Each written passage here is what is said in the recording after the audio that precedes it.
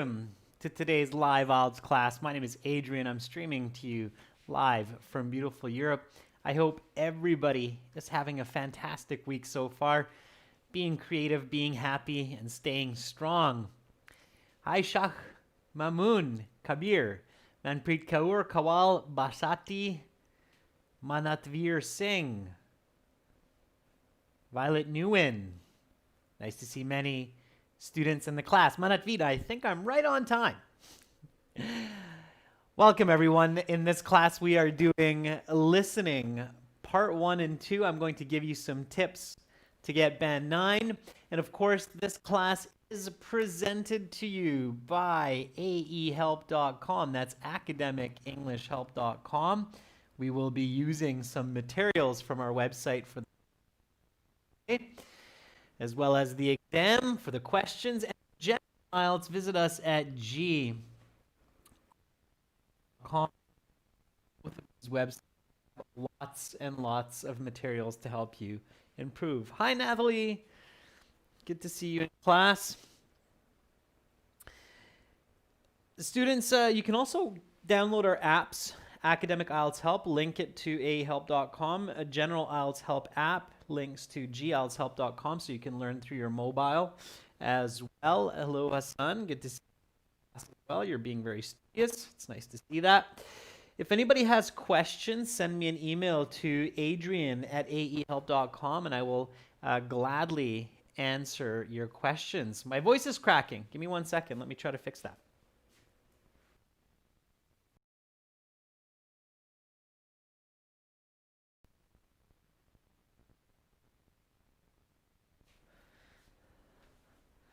All right. If my voice is still cracking, let me know. Hopefully it's fixed now. Okay. A lot of moving parts in these live classes. 2 computers, interactive projector, camera, reference TV, wireless microphone, headset, and it all comes together just for you.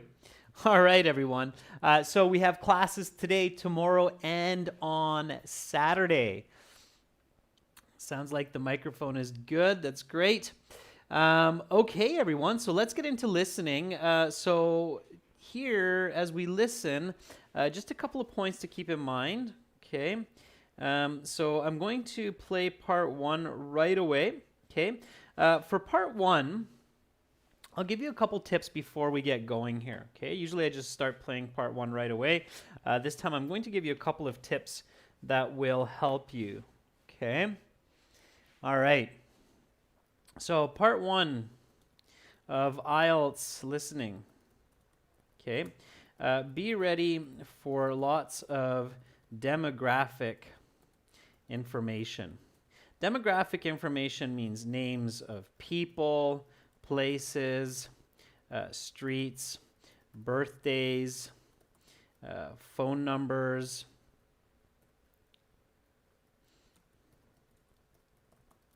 address, postal code. Okay, so these kinds of information, all right? Part 1 of the listening has lots of this demographic type information where you have to listen and then write it down. Here's a tip for you. Okay. Tip number 1. Be patient. So get the information down as soon as you hear it, but also wait for the repetition.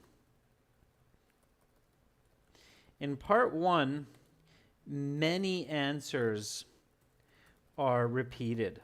Okay? So don't panic if you don't catch the answer the first time. Just be patient. Oftentimes, they will say it again. Okay? So just pace yourself. Pace yourself. All right?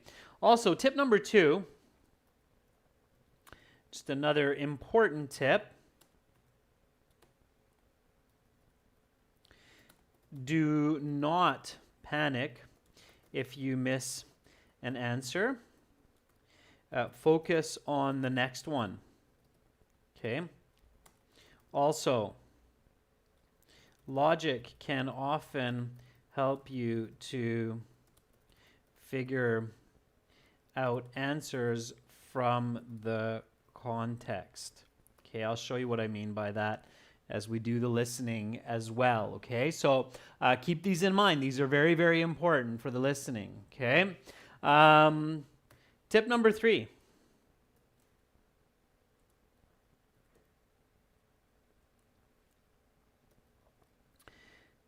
Listen for keywords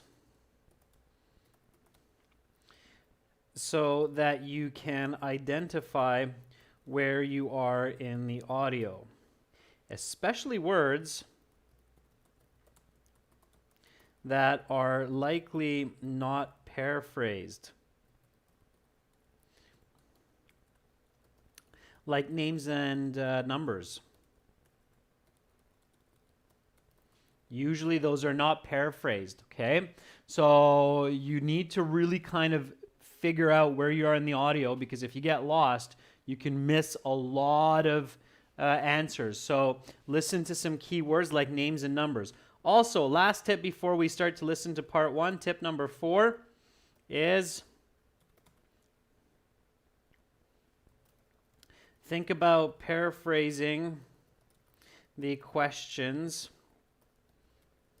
during the review time, as you will hear different words used in the audio than what you see on the question sheet. Okay, so very often they will paraphrase words in the question sheet in the audio, so careful. Okay. Mohammed is asking a good question. Do the answers come in order? Usually, but not always. Okay, so this was a question. Do the answers always come in order?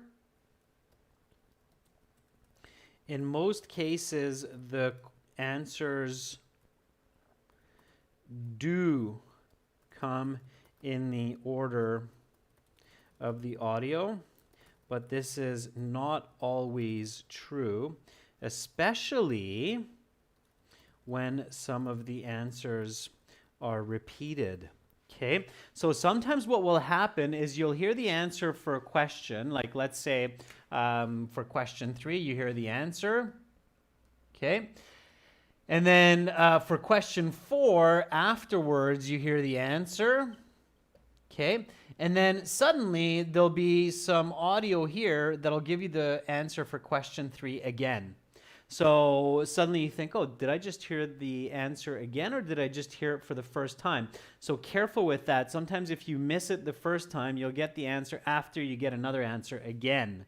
Okay, so there can be a little bit of, I don't want to say trickery, but a little bit of confusion as to the order of the answers. So careful with that. Okay.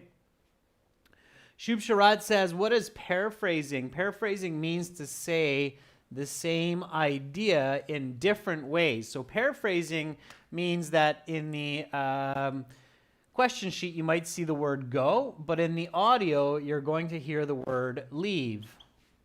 Okay. Or don't stay. Okay. So there are different ways to paraphrase. They all can mean the same idea, go, all right? So you have to listen for different ways that the information can be said. Now that's more true for part 2, 3, and 4, okay? The later the part, the more paraphrasing. Part 1 doesn't have much paraphrasing. Part 2, 3, and 4 have a lot of paraphrasing, especially 4. Okay. All right, everyone. We'll get into more strategy as we go along here. Now we're going to look at test number 2 from our exam book. For those of you that have our premium package on aehelp.com or glshelp.com, listening is the same for the academic and the general. This is going to be CD3 on your website or in your application on your mobile, okay? All right, everyone. So I'm going to play the audio through my headset microphone and my Bose speaker here. If it's quiet for you, please turn up the volume. If you have a headset, use it. Okay. I'm just going to go to our academic IELTS help website here and go into my student account. And in my student account, I have some computer-based practice exams, fully interactive course, and I have my CDs here. And in my CDs, I have lots of audio material. These are mostly native British English speakers. There's some Australians and Canadians and New Zealanders in there as well, like in the real IELTS. Okay, everyone, so here we go. I know the screen's bright, but that will change in just a moment. Get ready, everyone, and please, everyone, do not write your answers into the chat. Wait until the end to share your answers, okay? So wait until the end to share your answers so that everybody has the same chance to answer, okay? Here we go, everyone. Listen and answer. This recording is copyrighted by 2 Think One Solutions Inc. and World ESL Tutors. You will hear several different recordings and you will answer questions on what you hear. There will be time given to read the instructions and questions, and you will be given a chance to check your work. The recordings will be played only once. The test is made up of 4 sections. At the end of the test, you will have 10 minutes to transfer your answers to the answer sheet. Now turn to section 1. Listening section 1. You will hear a conversation between 2 women as one of the women registers her daughter for nursery school. First, you have some time to look at questions 1 to 5.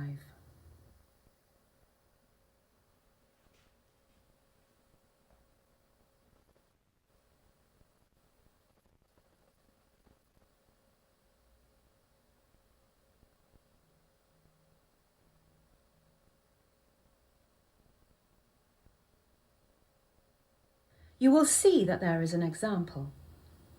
This time only, the conversation relating to this question will be played. Good afternoon, Monterey Primary, Jane speaking. Hello, my name is Diane Johnson. I was hoping to register my daughter for nursery school at Monterey Primary. Of course, Miss Johnson. Would you like to register your daughter for full-day nursery school, or half-day, or full-day plus after-school care? Oh, just a half day. I don't think Matilda could handle a full day away from home just yet. The woman says she would like to register her daughter for half-day nursery school. So A has been indicated for you. Now we begin. You should answer the questions as you listen, because you will not hear the recording a second time. Listen carefully and answer questions 1 to 5.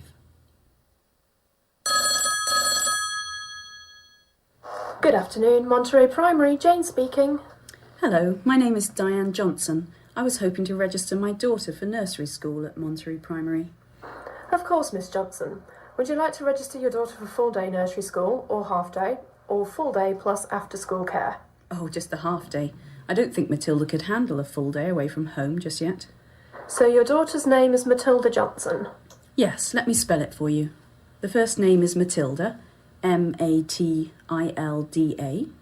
and the last name is Johnson, but it's not the common spelling. It's spelt Jonson. My husband is Swedish, which explains the different spelling. Right. And what is Matilda's date of birth? She was born December 25th, 2006. So she was born at Christmas. That is incredible. Yes, she was an incredible present to get for Christmas. It certainly was the most memorable Christmas I've had. Yes, I would imagine. Okay, so now I need Matilda's personal education number, which she should have received in the post recently. I don't remember receiving such a letter in the post. It would have come from the Department of Education, and they always post things in yellow envelopes. You don't remember seeing a yellow envelope in the post? In fact, I do, but I didn't open it. My husband did. He didn't mention anything about a personal education number. Now he's away with work and I won't be able to reach him. Well, we can retrieve the number. I'm going to need your national insurance number as well as your husband's. I'm going to need your husband's name as well. My husband's name is Eric, with a K instead of a C on the end. His last name is Johnson, of course. His national insurance number is DF987745W, and mine is KL409115N. You now have some time to look at questions 6 to 10.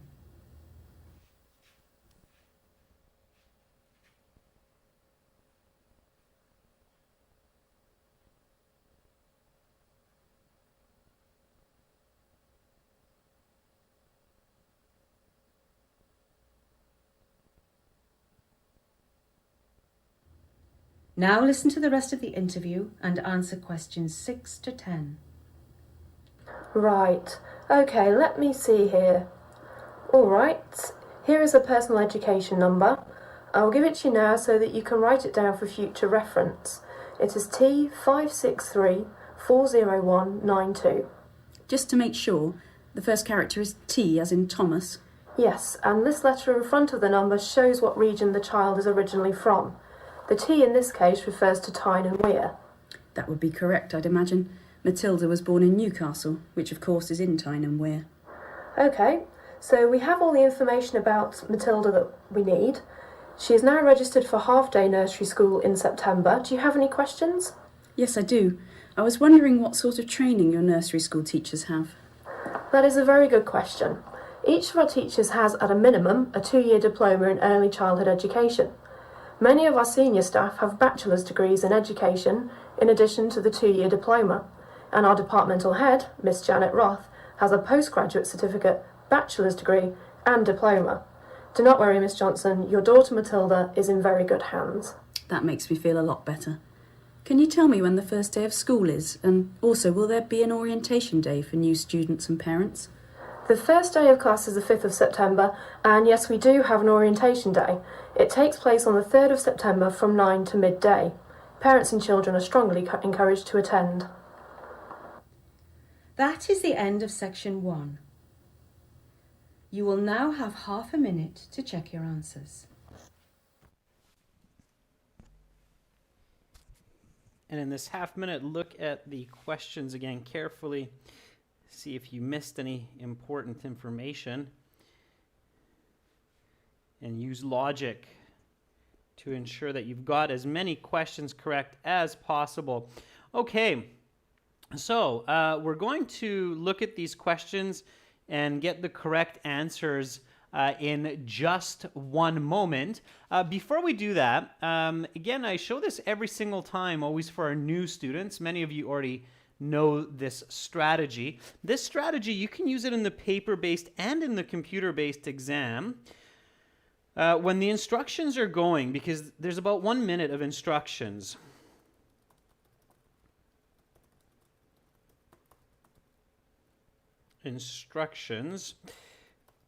As the listening starts. So it is a good idea to quickly take a look at the topics of part 3, 2, 3, and 4. Now, sometimes students have said that the examiner says, hey, don't look at the other screens. But most of the students, when I tell them this strategy, say that, yeah, it works, and they've done it before. Okay? So it's a good idea to do this just to get an idea. Okay? So this will help you think better. What was part 2 about? So what do you think part 2 is going to be about? Okay? SWAT, do the computer-based exam if you are proficient and can type in English without looking at your fingers. Do the paper-based exam if you cannot do that. Okay? Mahbouba, you don't need to look at all the questions, just the first couple sentences. So I'll show you what I mean, students, just so, okay? So if I flip the page to part 2, which I can do very quickly in the paper-based and computer-based exam, then here, all I need to do, I don't need to look at this. I just look here. University opened, shut down, buildings were constructed. That's enough for me, okay? And I stopped for about a good 6 seconds here. So you should have seen this and figured it out. If you were just looking into space, you were not using the right strategy. So what is part 2 going to be about? What do you think, just by looking at this information? Okay, keep it simple. What do you think part 2 is going to be about? So Mohammed says something about a university.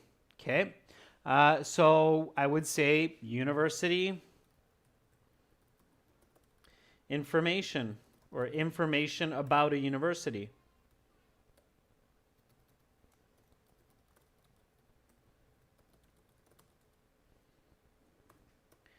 Okay. All right. Yeah, son. So information about a university. Okay, so you can think about that now. What was part 3? So again, for part 3, I stopped for a good 6-7 seconds so that you can think about it. Okay. Muhammad says Egyptians, pharaohs, maybe some part of history. Okay.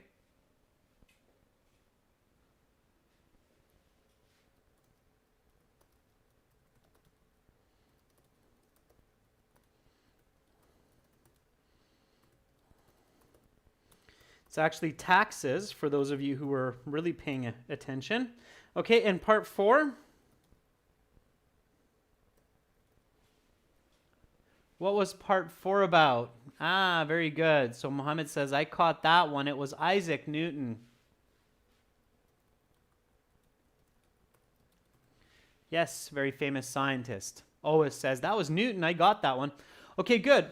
So this is a really important tip, really important strategy. Okay, part 2, 3, and 4, they're much more challenging than part 1. So you want to start kind of getting an idea about those parts. Okay. All right, now you don't have an example anymore in the IELTS listening since this year. Okay, there's no example for part 1. There never was for the other 3 parts, but there's no example at all now. Okay, so here you had an example, and it was what nursery school registration option does the woman choose, and it's half day. That was the example. You don't have that anymore. It goes right into part 1. Okay, so here for part 1, you're looking at this question, what is the woman's husband's nationality? So you're listening for some nationality. What was the correct answer? A, Swiss, B, Swedish, or C, Swazi? Okay, B. Good. The answer is Swedish. It's B. And you should have been listening for one of these because they're not going to paraphrase, okay? So there's no paraphrasing.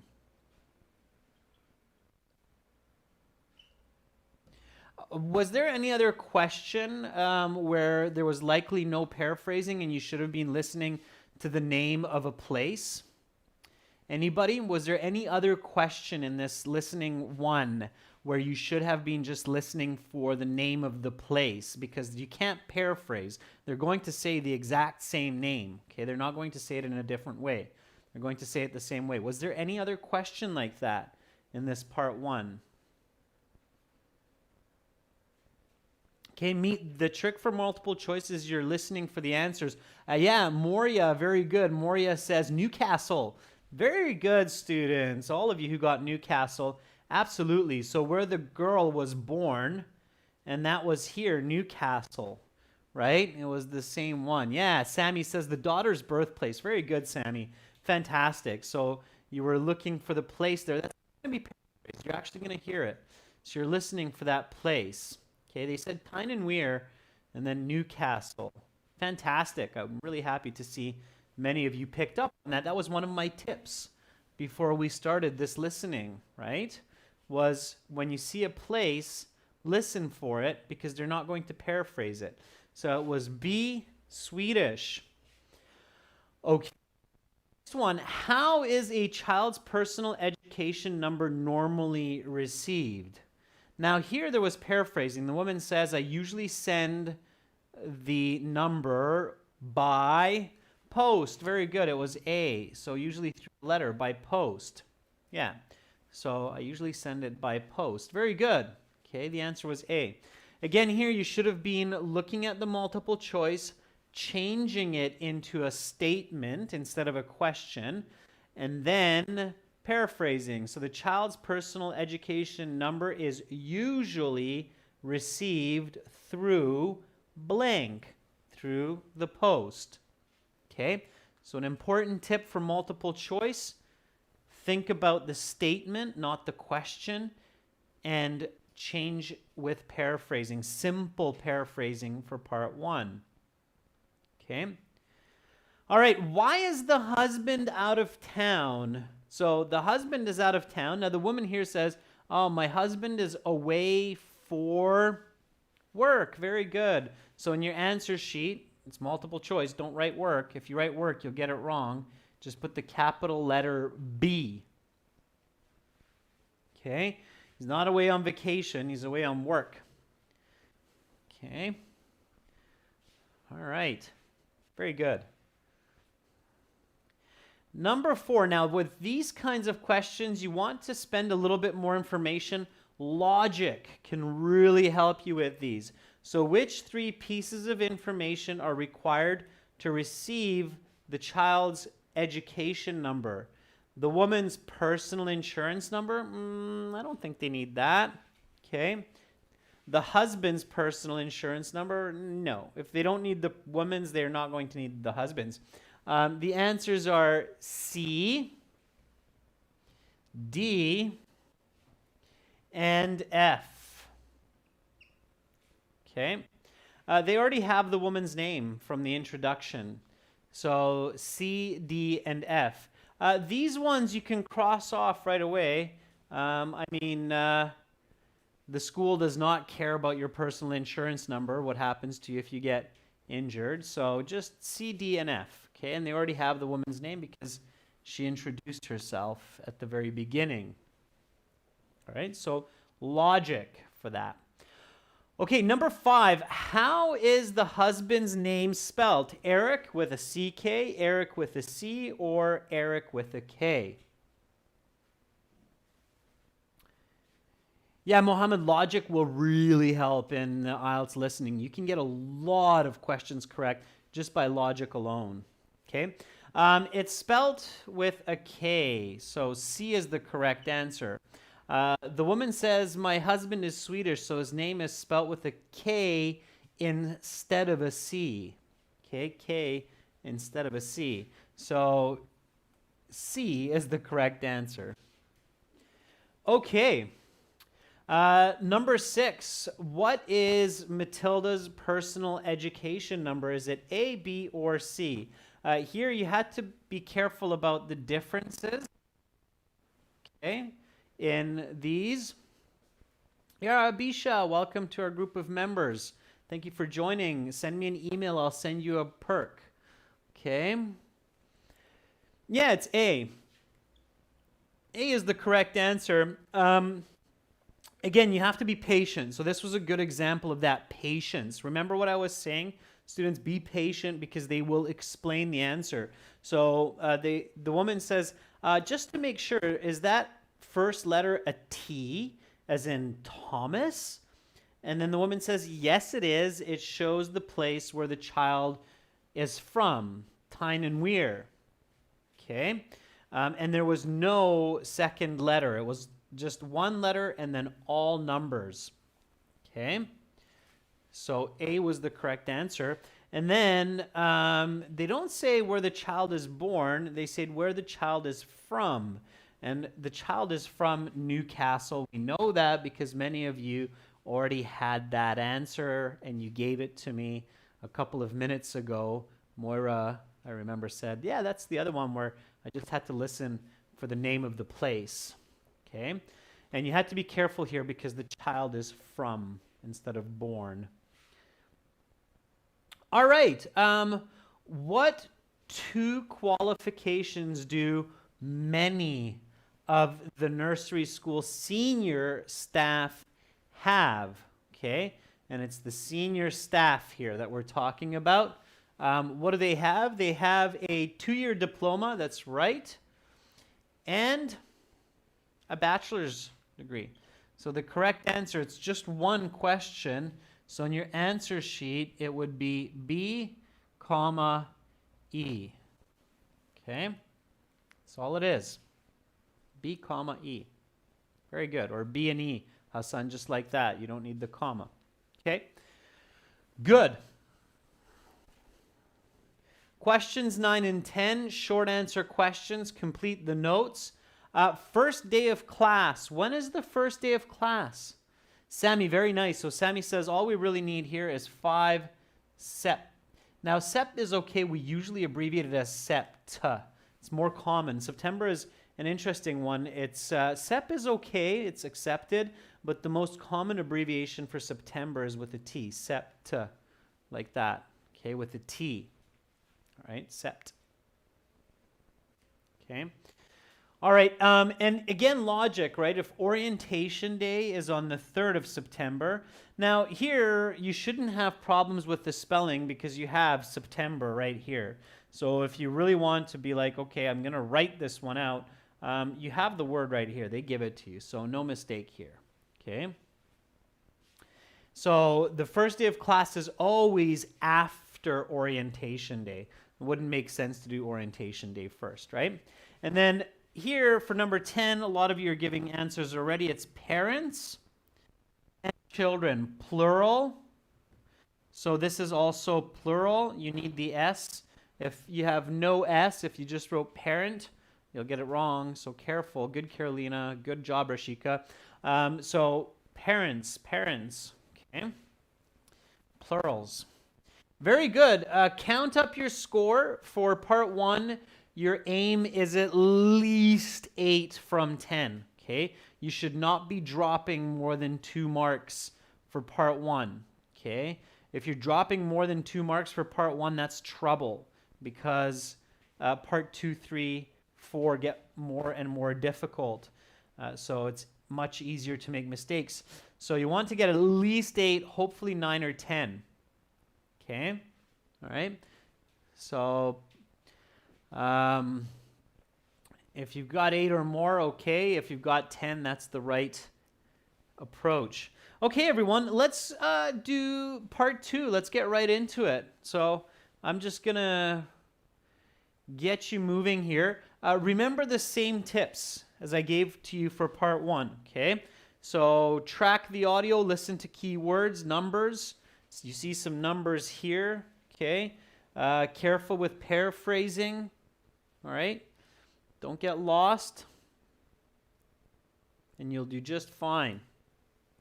Okay, everyone, again, don't share your answers until the end. Keep them out of the chat. Put them into a separate document. Give everybody a fair chance. All right? Here we go, everyone. Here we go with the next part.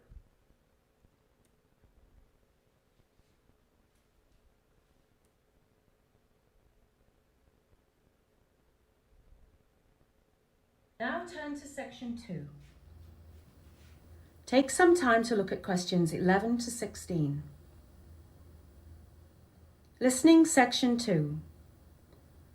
You will hear a recording of a university campus tour. First, you have some time to look at questions 11 to 16.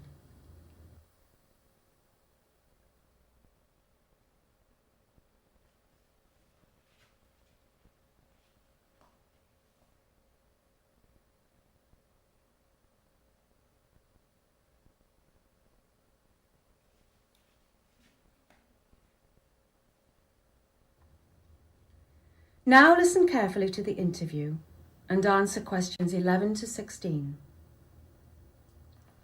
Good afternoon, everyone. If you're here for the university campus tour, you're in the correct place. There are 2 purposes for this tour. For prospective students, you get to see the campus where you may be studying in a few months, and you get to learn some interesting information which may convince you to look favourably on our university. For parents, you get to learn what life is like at this university, so you know where you are sending your kids off to this autumn. Before we start the tour, I'd like to give you some background information. This university was originally opened in 1686, although from 1745 to 1805 it was shut down due to a lack of funding. The university is composed of 23 buildings which were built in one of 3 periods. There were 4 original buildings in 1686, a dozen more buildings were constructed in the period from 1805 to 1815, and the final 7 buildings have been added in the past 10 years. So there is a fascinating mix of 17th, 19th century and quite modern architecture. The first building we are going to look at is called the Prescott Building, named after the university's first chancellor, William Chester Prescott. As you can probably tell, this is one of the university's original buildings completed in 1686. The building is actually quite unique in shape. It is approximately 40 metres long while only 8 metres wide.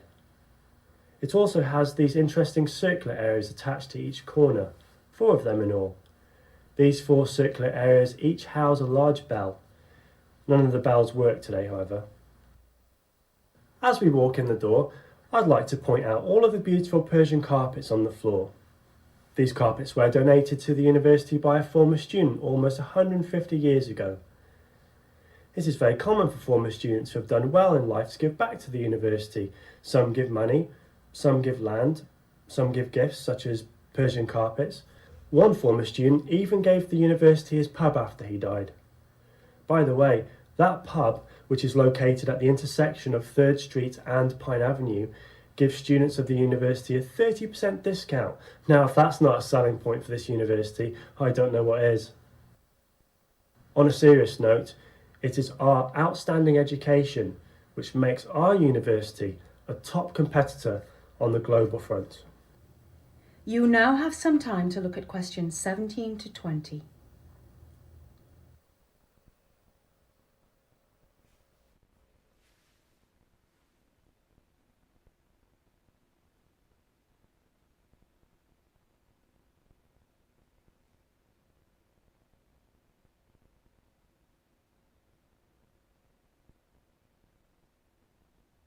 Now listen to the rest of the interview and answer questions 17 to 20. Before we go any further, are there any questions? No? Right then. Next we are going to visit the university library. As you see in front of the library, there is a beautiful fountain which shoots water high up in the air. Once again, the funding for the fountain came from a former student, in this case a well-known artist. It was constructed just 15 years ago at the cost of £50,000. As we step into the library, I think what you'll notice at first is the fact there are no books. Indeed, there are no books at all on the entire ground floor. On the 5 upper floors, however, there are over 3 million books. The library's collection has been built over time through private donations, gifts from former students, as well as university purchases. There is also a special collections area where there are original works dating back to the year 1588. Next on our itinerary is a visit to the sporting facilities. Here at the university we have over a dozen different facilities for almost any sport you can imagine, ranging from football and rugby to tennis and squash to archery and cricket. Our rugby team has won the national championship 3 out of the last 5 years. As you'll see on your left is a famous wall where we put pictures of. That is the end of section 2. You will now have half a minute to check your answers.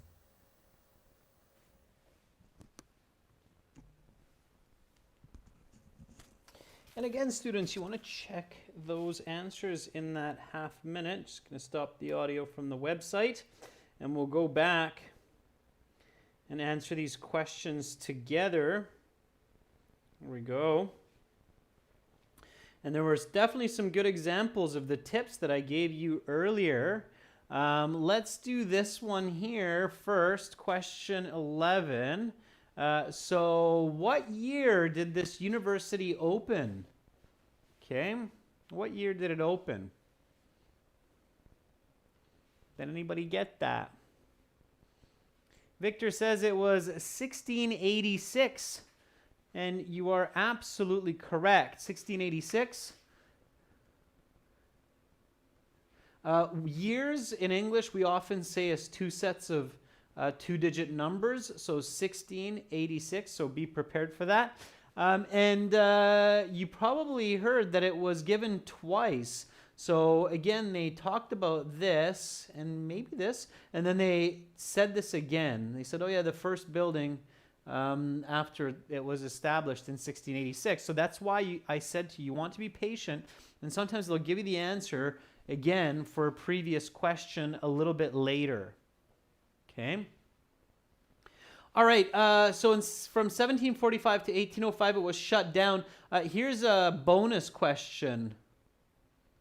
Bonus question time. Why? Why did this university shut down during this time? The tour guide explains that. Bonus time. Who picks up the bonus question answer? Why was the university shut down for 60 years? Piyush, very good. Carolina, very good. No funding. No funding. Funding. Lack of funding. Very good, Victor. A lot of you picked up that bonus question. Boom. That's how you know you're actively listening to what's going on in the audio, and you should be visualizing. No money. University's out of business. Okay. So 1805 to 1815, 10 years. Buildings constructed. How many buildings were constructed? And this is after it reopened. So the university reopened. How many buildings? There's 23 buildings total, but it wasn't 23 buildings. Okay. I think it was 23 buildings total. How many buildings? Sargon, very good. It was a dozen, 12 buildings. In the audio, they say dozen. Dozen means 12. Okay, so 23 total. It was a dozen buildings, which makes sense because if you're thinking about it, right, the IELTS is quite logical. So in this time, it's shut down because of lack of funding, and then 1805, it reopens, right? Now, why did it reopen? Probably because it got a lot of funding, and when it got a lot of funding, they built some new buildings. Okay, so these are the years. And this is what's happening here.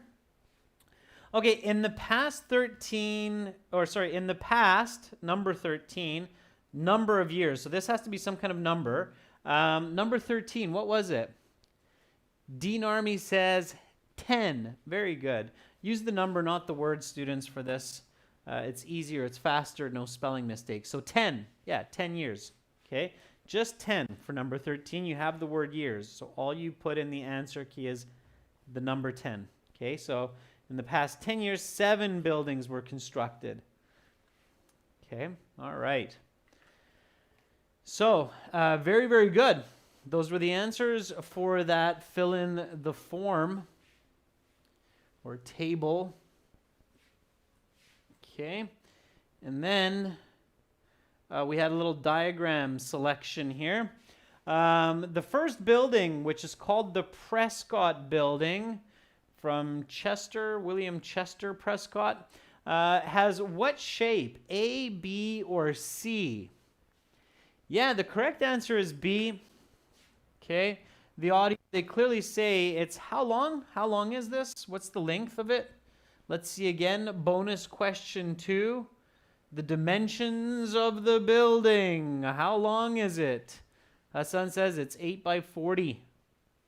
Hassan, you are right. It's 8 by 40 meters. It's a very long building. 40 meters long, while only 8 meters wide.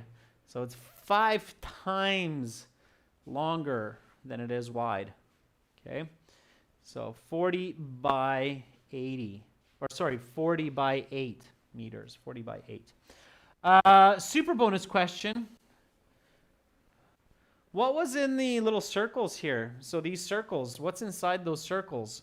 Again, this is active listening, and here's an important tip. At home, when you're practicing listening, go beyond the questions and try to recall as much as you can. Mitul and Moria are correct. Bells. There used to be bells. So these are bell towers. Bells used to be in these. Very good. Answer, Mitul. Moria. Bong! Thumbs up. Mitul, I think you were the first one. Very nice. All right. There were bells in those circle-shaped towers. All right. Number 15. How many years ago were the Persian carpets donated? So the tour guide says, look at the beautiful Persian carpets. Mubina says 150. 150 is correct. And you don't need years because it's in the question. Okay? So you just need the number 150. Okay? Now, if you really want to put years, the simplest way is like that. YRS. Okay? But you don't need it because you have 150 years. Okay? It's not months ago, it's not decades ago, it's years ago, so you only need the number. Okay? All right. Here we go. What discounts do students receive at the local pub? So another student gave their pub to the university, and students A, absolutely, A is correct, get a 30% discount. 3% doesn't make sense. 40 seems a bit too generous. 30%, that's decent, right? $9 beer costs $6. Alcohol is very expensive in most English-speaking countries, such as US, Canada. Well, US is actually a bit cheap, but UK, Canada, it's quite expensive. So it doesn't pay to drink. Okay, here we go. This was the next half of the listening. You had to fill in the answers, and it was a summary completion. So in front of the library, there is a beautiful fountain. That's right. Sami, Kawal, Hassan, Harshdeep. Yeah. Make sure that you spell it correctly. Fountain. And it's so it's not fountains, but it's just fountain. Okay? Careful with your plurals. It's a beautiful fountain. If you put S, you'll get it wrong. Okay? Inside the library, the ground floor has how many books? Yeah, Harshdeep, too bad you can't do emojis on the IELTS, but yes, that's a fountain. Okay. There's no books. Has no books. N-O. No books. Or 0, Catherine. That works. 0 books. Sure. Okay. The upper floors, however, this actually helps you figure out that this is 0 or no. Okay. However, house over 3 million books. The collection was built by donations, gifts, and university purchases. Additionally, there is a number 19 was a very challenging question. It's for Band 9 students for sure. Special collection is almost correct. It's special collections. You need the S too.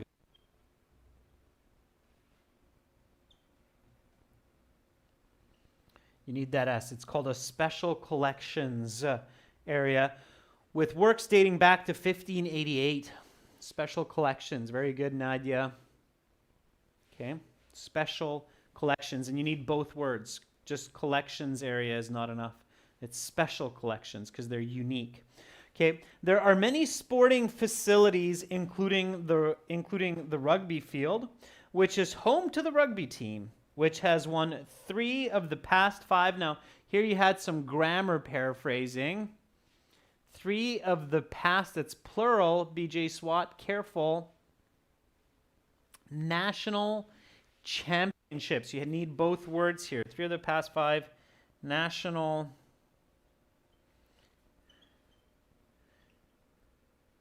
championships. Okay. All right. Good job, everyone. National championships. It's a plural. It has to be an S because it's 3 of them. Okay. All right, everyone. Count up your scores for part 1 and 2.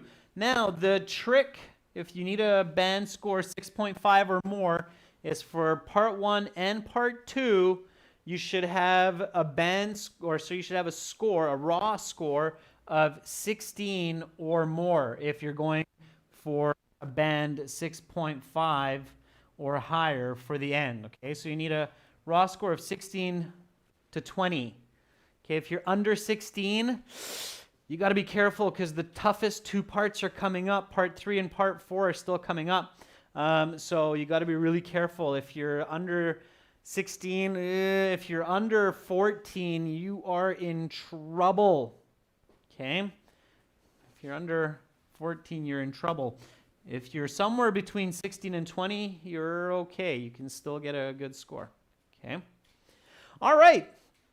Students, Part 3, Part 4 coming up tomorrow at the same time. So if you want to figure out your end score and you want to, of course, do the more challenging parts, which you should, come back tomorrow at the same time. I will be here and giving you some more strategies. If you want more of our listening and our exams, we have 6 full practice exams for you on our websites with lots of video for strategies and interactive tests. We also have our apps. We're one of the most known companies in the world for IELTS preparation. Academic IELTS, aehelp.com, General IELTS, IELTShelp.com. Have a fantastic rest of your day. Good luck on your exam tomorrow, Raveen. I'll keep my fingers crossed for you. Take care, Carolina. Goodbye, Akse.